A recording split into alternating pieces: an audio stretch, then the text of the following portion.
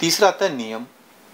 नियम पूर्वक पूजा पाठ करने से जीवन अनुशासित होता है, जिससे व्यक्ति महान बनता है, यश और कीर्ति को प्राप्त करता है। क्योंकि यश और जो कीर्ति है वो बगैर नियम के नहीं होती। अगर किसी व्यक्ति के जीवन में नियम नहीं है तो यश और कीर्ति को प्राप्ति नहीं कर सकता। इसलिए सदैव ध्यान, चिंतन, यज्ञ नियम पूर्वक करने चाहिए। चौथा आता है प्रसाद। बांटकर खाने को ही प्रसाद कहते हैं। कहावत है, बड़े बुजुर्ग कहते थे, जो अकेला खाया जाए वो विषाद होता है, जो बांटकर खाया जाए वो प्रसाद होता है। मूर्तियां जड़ है, खा नहीं सकती, अतः ईश्वर की बनाई मूर्ति, ईश्वर की बनाई मूर्तियां कौन सी, जितने भी जीव और प्राणी हैं उन सब के साथ मिल बांट कर ही स्वयं खाना चाहिए। इससे आपस में मित्रता और घनिष्ठता होती है, सुख और शांति मिलती है।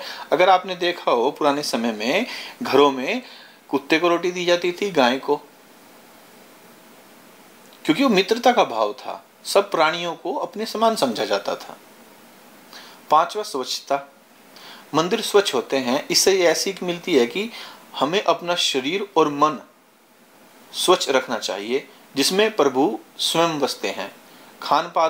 जो खान पान है आपका, उसको शुद्ध करना चाहिए। मनुष्य के खाने योग्य वस्तु ही खाएं। देखो, जैसे आप मंदिर में हो, मांस मछली खाकर आप मंदिर में नहीं जाते, आप समझते कि अशुद्ध हो गए, या जो कोई आप सप्ताह में एक दिन ऐसा है जो आप सबसे ज्यादा मानते हैं उसको, उस दिन आप में इस तरह का भोजन नहीं करते। जब आप उस दिन नहीं करते तो और 7 दिन भी तो हैं, 6 दिन और भी तो बचे। जीवन को स्वच्छता लेके आनी चाहिए जीवन में। और एक बात और है, मैं जो बिल्कुल साफ स्पष्ट शब्दों में आपको बताता हूं, जीव हत्या से बढ़कर कोई पाप नहीं होता। जीव हत्या नहीं करनी चाहिए। अगर आप किसी को जीवन दे नहीं सकते तो आप किसी का जीवन ले नहीं सकते। ये सदैव ध्यान में रखना चाहिए। ज्योत। छठा, आप मंदिर में जब भी जाएं आपको ज्योत मिलती है उधर, उसका अर्थ निकालना चाहिए। हमें भी सदा अपने मन मंदिर में ज्ञान की ज्योत जलाने की आवश्यकता है, ताकि उस ज्ञान रूपी ज्योत से आत्मा परमात्मा का साक्षात्कार हो सके। आध्यात्मिक ज्योति प्रज्वलित होती है वेदाध्ययन से, सत्संग से, आप्तों के वचन से तथा स्वाध्याय से। और सदैव अपनी संगति अच्छी रखनी चाहिए।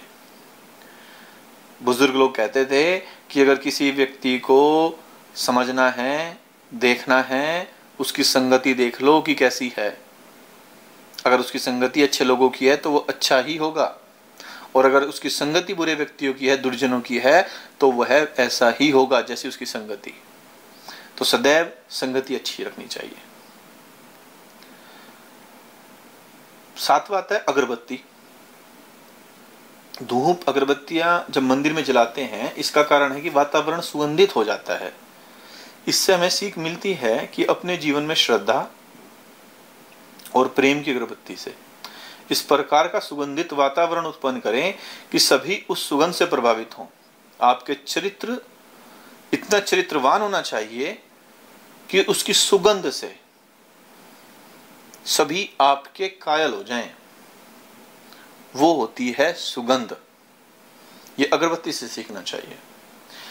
आठवां आता है भजन कीर्तन। मंदिरों में सुबह शाम भजन कीर्तन आरती होती है, भगवान के गुण गाए जाते हैं। इसी प्रकार हम भी अपने जीवन में संगीतमय बनाएं।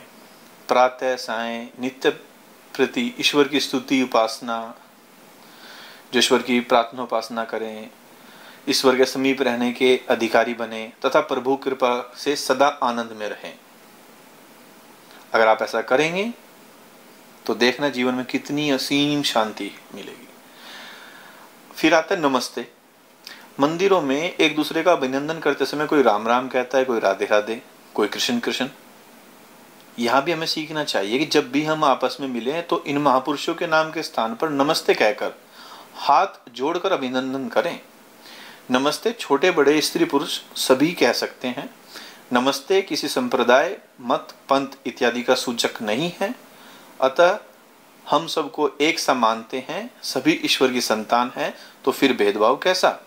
और जहां भेद नहीं वहीं मित्रता बढ़ती है, और जहां मित्रता है वहीं प्रेम पैदा होता है, और जहां प्रेम है वहीं ईश्वर है। ये बात सदैव ध्यान रखनी चाहिए। फिर आता है मंदिर तो जड़ होता है।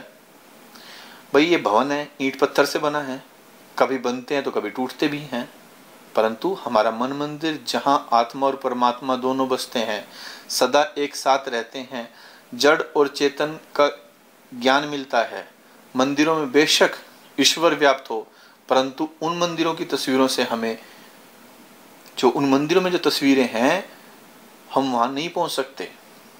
दूसरे ओर हम स्वयं मन में बसे हैं, और ईश्वर भी हमारे अंग संग है, जहां उससे मुलाकात होती है। तब क्यों ना हमें अपने प्रियतम के, जो हमारा प्रियतम, जो हमारा ईश्वर है, उससे अंदर ही अंदर अपने मन में मिलो। मंदिर जो है वो प्रतीक है मन मंदिर का, कि आपका जो मन है, आपका जो शरीर है, वो एक मंदिर है। उसे भी मंदिर की तरह साफ स्वच्छ रखो। और अगर आप ऐसा कर सकते हो तो आप देखना आपका जीवन बड़ा श्रेष्ठ हो जाएगा। और जो मेरे मित्र थे, मुझे लगता है कि आज आपको अपने प्रश्नों का थोड़ा सा हल मिला हो, उत्तर मिला हो। मैं यही इच्छा करूंगा कि अगर आगे भी आपको कोई ऐसा प्रश्न है, आप मुझसे पूछ सकते हैं अपना मान के। मैं कोशिश करूंगा आपके प्रश्नों का उत्तर देने की। धन्यवाद।